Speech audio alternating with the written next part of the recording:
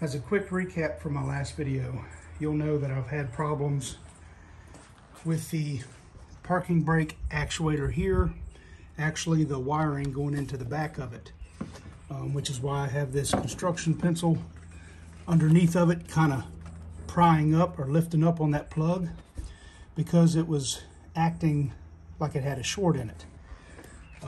And what that was doing, the pin that was acting up is the one that controls the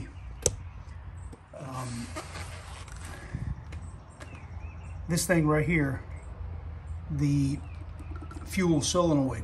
There's a little pin in there that whenever the parking brake actuates, it triggers that pin to come down, which shuts off the fuel and allows you to turn the motor off.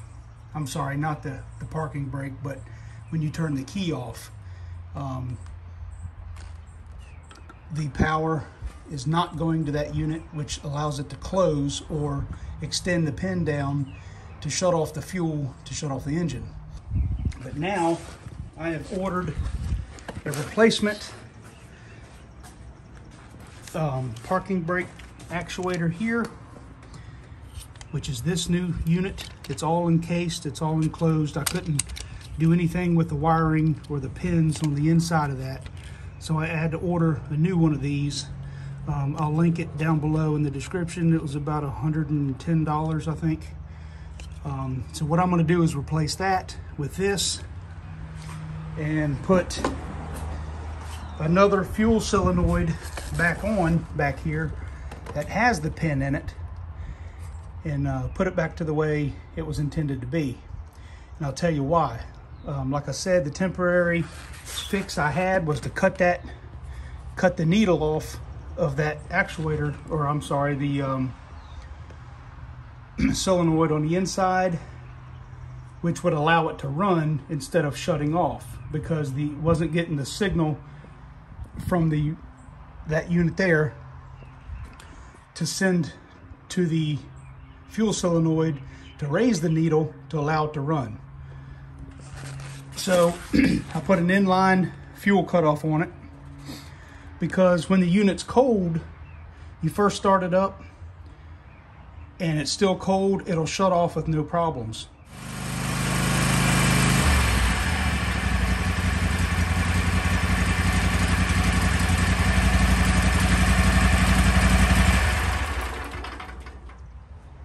But after you've been running it for a while and the engine is hot, then you go to shut the unit off, it would either run backwards for a minute and then shut off, or it would backfire and shut off.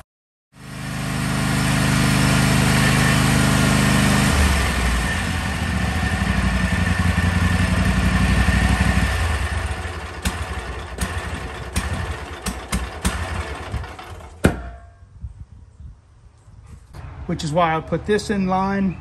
So what I would do is turn this off and let it run until it cut off, run all the fuel out of the carburetor, and then it would shut off on its own, and then it would not backfire.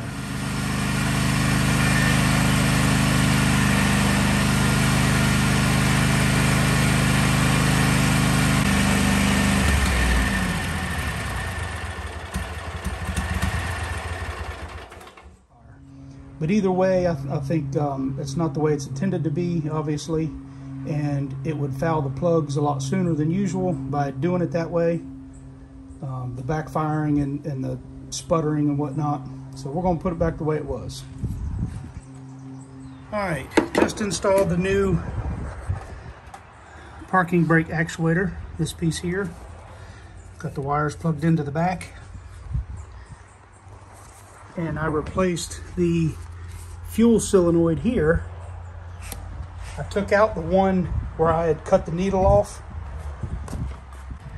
This is the one, not the whole carburetor, but just this fuel solenoid is the one I removed, because this is the one where I had cut the needle out of.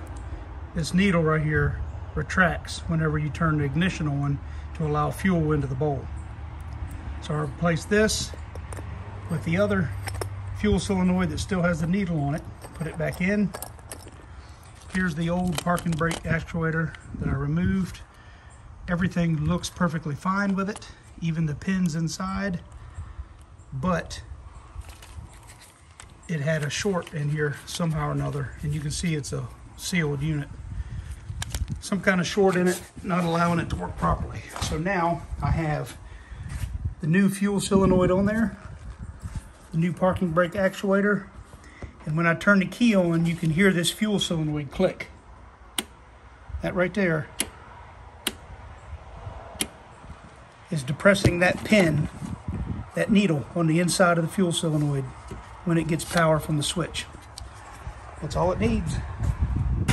Now after mowing some, the motor's hot.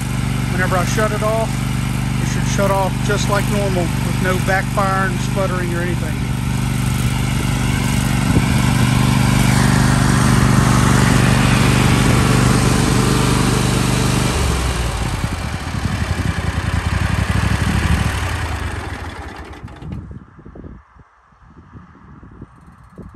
Just like it should.